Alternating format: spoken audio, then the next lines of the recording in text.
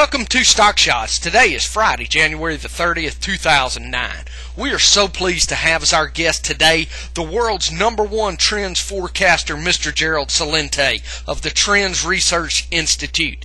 Please visit Gerald's website at www.trendsresearch.com. That's www.trendsresearch.com. Gerald has been forecasting trends since 1980 and has been spot on. He called the crash of 2008. Listen in now as he talks about the collapse of 2009. Terrible what we're faced with, and I'll tell you, I had a broker call me the other day, and he said, man, you've got to buy some GE right now. He said, GE is the highest paying CD on the planet. I said, you know, that kind of sales pitch, I wonder, now I didn't go for that, but I wonder how many people go for that. Oh, you got some GE, double down, you'll average it out in the long haul. And we've been exploring on this show how cheap stocks are going to continue to get cheaper. Exactly. There is no reason right now to buy anything. This is a time to watch closely.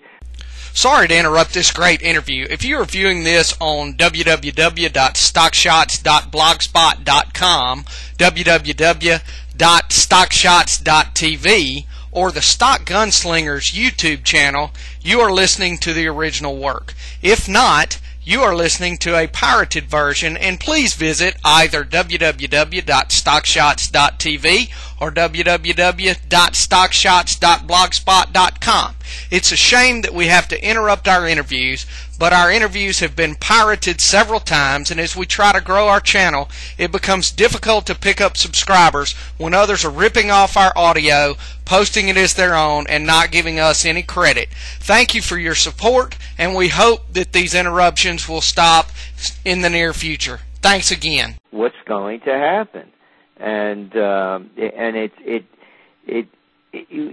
spring is going to tell the story. I mean, you're going to watch the real estate market in the spring and see what happens to it then. And, you know, I think it's an easy call. It's going to get worse than it is now. What are we off? Year-to-date December sales? I mean, in residential, down about 45%. You know, and I mean, this is amazing. These are Great Depression numbers. Look at retail. You have women's apparel off 23%. You have home furnishings and electronics down 27%. Luxury items down 35%. I mean, my God, you know, this thing's collapsing the top down, and it's worldwide. And this is what people need to understand. You have demonstrations in France yesterday. You have riots in Iceland, in Latvia, in Lithuania, in Greece. I mean, what happened in Greece wasn't about shooting a 15-year-old kid. You know, this is about the collapse of societies based upon cheap money and rampant speculation and greed. You know, I have to tell you, James, I'm sick of trying to this line about we have to save the too bigs to fail. Again, I'm not an imbecile, and I resent it when people treat me like one. I mean, who is Citigroup? Citigroup was put together by Sandy Weil, the guy who, you know, was a CEO of Travelers, remember? Mm-hmm. Oh, and how they elevated him to genius level, putting together Citibank and Smith Barney, a one-stop supermarket for financial shopping. How about calling Sandy Weil a greedy little pig? Could we call him that? Absolutely. For putting everybody else out of business so that everybody could become a clerk for Sandy Weil and he can make his hundreds of millions of dollars, and we have to save these greedy little pigs, these greedy Merrill Lynches, these greedy J.P. Morgan Chases? This is the perfect Titanic situation, James. The ship is sinking. Oh, there are lifeboats, but they're only for the wealthy. The rest of the people are locked into steerage to go down with the ship, and they have to give them their life preservers. Yeah, what I would like to know is why my children are having to finance the common stockholders. Why? Forget about your children. We're financing them. Why are they still? Why am I financing them? Your children, your children's children. We're all financing them. This is a plutocracy. It's a government. It's controlled by the wealthy. The facts are in the figures. Look how much it costs to run this presidential race. Or $1 billion each these clowns spent?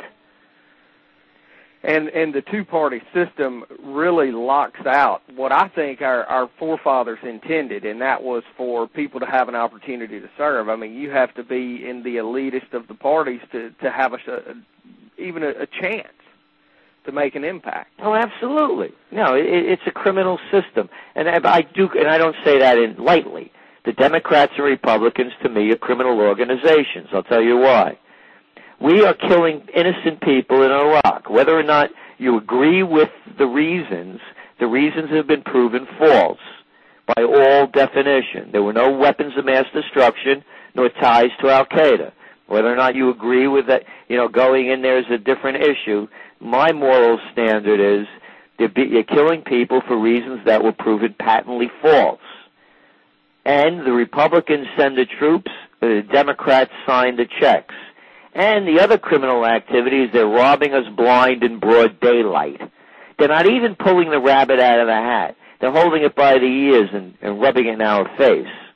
So I have no use dealing with mafias and the Wall Street boys, these white shoe boys, and these other criminal organizations. It's killing the morality of this country. And as long as you live in a state of immorality like this, the only thing you could expect is more of the same. That is very true. Let me ask you one other thing about the international scene. We heard Treasury Secretary Geithner be pretty stern in his words with the Chinese. He used the words manipulation in terms of the currency. Now, my question is, given where we are, how much of our debt China has financed, can we stand toe-to-toe with China right now, and what are the ramifications if we do and that doesn't work out so well? No, we can't stand toe-to-toe with them, and that was theater. I mean, as you accurately mentioned, they're holding our debt. They cash it in, we're in trouble. And by the way, this is a global meltdown. No, Geithner, that was just theater. And let's not forget who Geithner is. He's part of the old Robert Rubin crew, the former U.S. Treasury Secretary Larry Summers. These are the people that worked to dismantle the Glass-Steagall Act that was put in place during the Great Depression, so that banks couldn't become brokerages and investment banks and gamblers, casinos that gamble. Sorry to interrupt this great interview. If you are viewing this on www.stockshots.blogspot.com, www.stockshots.tv, or the Stock Gunslingers YouTube channel, you are listening to the original work. If not, you are listening to a pirated version, and please visit either www.stockshots.tv or www.stockshots.blogspot.com. It's a shame that we have to interrupt our interviews, but our interviews have been pirated several times, and as we try to grow our channel, it becomes difficult to pick up subscribers when others are ripping off our audio, posting it as their own, and not giving us any credit. Thank you for your support, and we hope that these interruptions will stop in the near future. Thanks again. And and they were also part of the team that deregulated the equities market so you could have these so-called exotic financial instruments, which are just gambling games that are corrupt from top to bottom. So that was just theater about China. I mean, we're manipulating our currency as well. Yeah, that's been my point on the show. I have seen no fundamental basis, and I always start as a fundamental guy. I've seen no fundamental basis for the U.S. dollar to strengthen over the last 6 months. No. And we've seen the dollar strengthen at a time, particularly over the last few days, that gold has been going up. So to me, I felt like the government probably intervened to prop up the dollar. Oh, absolutely. And the other thing too is once people get smart to gold, you're going to start seeing gold go to, as we said, 2,000 and beyond, actually.